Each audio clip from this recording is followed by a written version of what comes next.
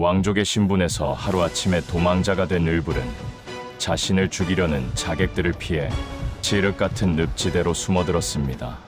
진흙투성이가 된 옷가지와 떨리는 숨소리 너머로 그는 언젠가 돌아올 복수의 날을 기약하며 어둠 속에 몸을 묻었습니다. 한편 고구려의 옥좌에는 광기에 사로잡힌 봉상왕이 앉아 자신의 권력을 위협하는 모든 혈족을 잔인하게 숙청하고 있었습니다. 그의 충혈된 눈은 누구도 믿지 못하는 의심으로 가득 찼고 궁궐은 차가운 공포만이 감도는 거대한 감옥으로 변했습니다. 무고한 신하들의 피가 흰 눈 위로 검게 번져가던 날, 봉상왕의 폭정은 극에 달해 민심을 완전히 잃고 말았습니다. 죄 없는 이들의 비명이 성벽을 넘었지만 왕은 오직 자신의 안위만을 걱정하며 더욱더 날카로운 칼날을 휘둘렀습니다. 신분을 숨긴 을불은 어느 부잣집의 머슴으로 들어가 억수같이 쏟아지는 빛 속에서 거대한 통나무를 나르며 모진 매질을 견뎠습니다. 왕족의 고귀한 손에는 굳은 살이 박였고 화려했던 과거는 씻겨 내려가는 빗물처럼 아득한 먼 예실이 되었습니다. 남들이 모두 잠든 깊은 밤, 을불은 차가운 마구간 구석에 누워 밤하늘의 별을 보며 자신의 운명을 되새겼습니다. 비록 몸은 비천한 머슴의 신세였으나 그의 눈동자에는 고구려를 다시 세우겠다는 왕의 의지가 별빛처럼 단단하게 타오르고 있었습니다. 머슴살이를 하던 곳조차 추적의 손길이 뻗쳐오자 을불은 먼지가 자욱한 소금 마을로 도망쳐 소금 장수로 이름을 바꿨습니다. 거친 소금 가마니를 짊어진 그의 어깨는 짓물러 터졌으나 그는 고통을 삼키며 세상 바닥의 민심을 몸소 체험했습니다. 길거리에서 소금을 팔던 을불은 부패한 관리들에게 가진 것을 빼앗기고 모욕을 당하면서도 끝까지 고개를 숙이지 않았습니다. 때 묻은 얼굴 뒤에 숨겨진 그의 기품은 비천함 속에서도 결코 가려지지 않는 제왕의 기운을 은연중에 뿜어내고 있었습니다. 어느 날 을불은 비밀스러운 동굴에서 은거하던 노승을 만났고 그로부터 고구려의 미래가 적힌 낡은 예언서를 전해 듣게 됩니다. 노승은 을불의 손을 잡으며 가장 낮은 곳에서 고통받은 자만이 가장 높은 곳에서 백성을 품을 수 있다는 진리를 일깨워 주었습니다. 피고 을불은 밤마다 아무도 없는 대나무 숲에서 묵직한 나뭇가지를 삼아 보이지 않는 적들과 싸우며 홀로 무예를 닦았습니다. 대기를 가르는 그의 날카로운 움직임은 단순한 방어의 몸짓이 아니라 타락한 왕실을 베어버릴 심판의 예행 연습이었습니다. 봉상왕의 사냥개들은 을불을 찾기 위해 마을 곳곳을 불태우며 무고한 백성들을 고문하는 만행을 멈추지 않았습니다. 검은 연기가 마을 전체를 뒤덮을 때마다 을불은 자신의 무력함에 분노하며 폭군을 끌어내려야 할 당위성을 가슴 깊이 새겼습니다. 벼랑 끝까지 몰린 을불은 추격대를 피해 거센 물살이 몰아치는 거대한 폭포 아래로 몸을 던지는 사투를 벌였습니다. 하얀 물보라 속으로 사라지는 그의 모습은 마치 한 마리의 잠룡이 승천하기 전 깊은 연못으로 숨어드는 비장한 모습과 같았습니다. 이 궁궐 안에서 남몰래 숨죽이던 국상 창조리는 흔들리는 촛불 아래서 고구려의 명운을 근심하며 폭군을 폐위할 거사를 계획했습니다. 그는 왕의 광기를 멈출 유일한 대안은 오직 방랑하는 왕자 을불뿐임을 확신하며 어두운 밤을 지새웠습니다.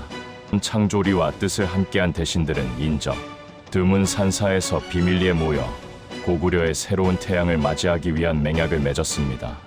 긴장감이 감도는 그림자 속에서 그들은 을불을 찾아내기 위해 전국 방방곡곡으로 비밀 전령들을 급히 파견했습니다. 얼어붙은 강가에서 홀로 낚시를 하며 끼니를 때우던 을불은 차가운 강바람을 맞으며 세상을 관조하는 법을 배웠습니다. 남루한 누더기 옷을 걸쳤지만 얼음을 뚫고 솟아오르는 물고기를 낚아채는 그의 손길은 이미 천하를 쥐려는 거장의 기운을 품고 있었습니다. 마침내 창조리의 전령들이 소금밭에서 땀 흘리던 을불을 찾아냈고 그 비천한 청년 앞에 무릎을 꿇으며 왕으로 추대했습니다. 소금 가마니를 쥐고 있던 을불은 처음엔 당황했으나 이내 자신의 때가 왔음을 직감하며 묵직한 위엄을 되찾았습니다. 전령들이 받친 녹슨검을 손에 쥔 을불의 등 뒤로 거대한 태양이 떠오르며 그의 긴 그림자를 대지 위에 드리웠습니다. 가장 낮은 자의 삶을 살았던 그는 이제 만백성을 구원할 고구려의 15대 왕 미천왕으로서의 위대한 첫발을 내디뎠습니다. 일거사가 시작되던 밤, 검은 깃발을 든 군사들은 휘몰아치는 눈보라를 뚫고 철통 같은 성문을 향해 소리 없이 진격했습니다.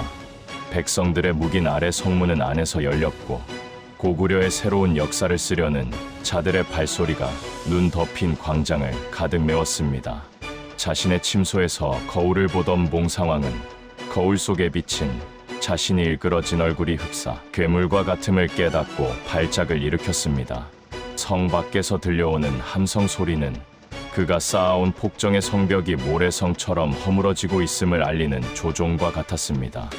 반정의 군사들이 궁궐 문을 부수고 들이닥치자 왕을 지키던 오이무사들조차 무기를 버리고 새로운 왕의 도래를 환영했습니다. 사방으로 튀는 잉크 자구 같은 혼돈 속에서 수십 년간 고구려를 짓눌렀던 어둠의 시대가 비로소 마침표를 찍고 있었습니다.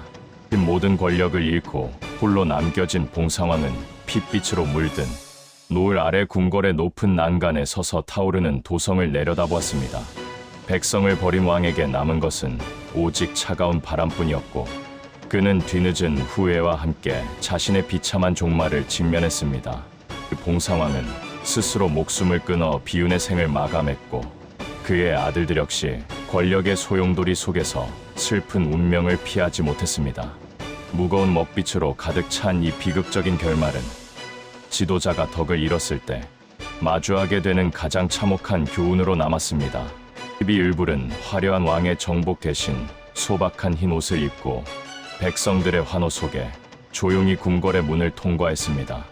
그를 맞이한 백성들은 소금 장수였던 왕의 손을 잡으며 눈물을 흘렸고 고구려에는 다시금 따스한 희망의 기운이 감돌기 시작했습니다.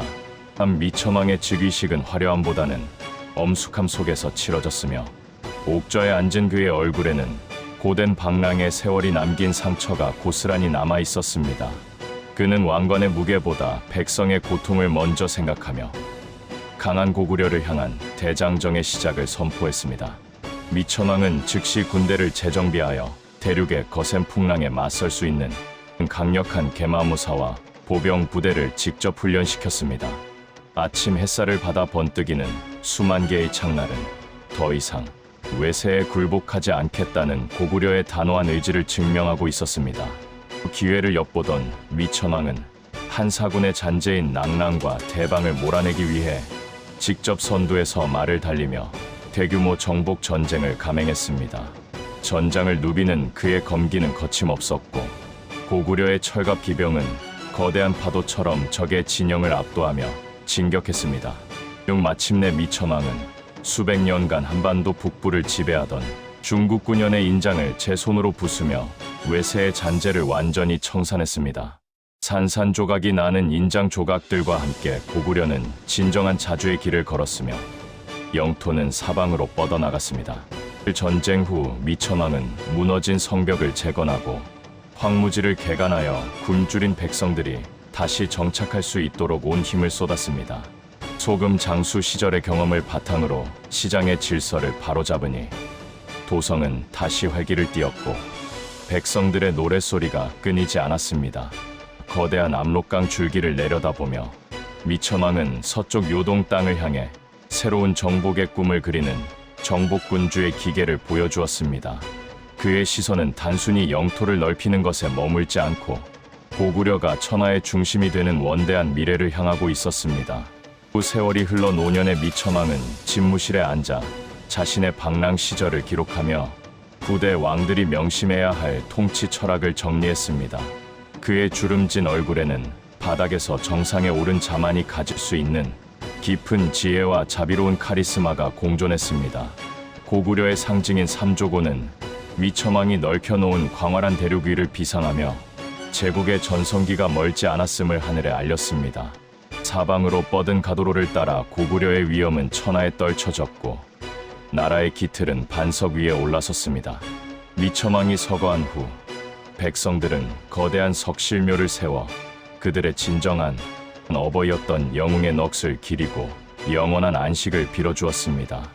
별이 쏟아지는 밤하늘 아래 우뚝 솟은 그의 묘는 고난을 뚫고 피어난 한 군주의 위대한 서사를 영원히 기억하고 있었습니다. 누더기를 입은 한 소년이 미천왕의 동상을 우러러보며 장차 큰 인물이 되겠다 다짐하는 모습은 을불정신이 죽지 않았음을 보여줍니다. 밑바닥에서도 꿈을 잃지 않는다면 반드시 비상한다는 미천왕의 전설은 오늘날에도 우리에게 깊은 울림을 전해줍니다.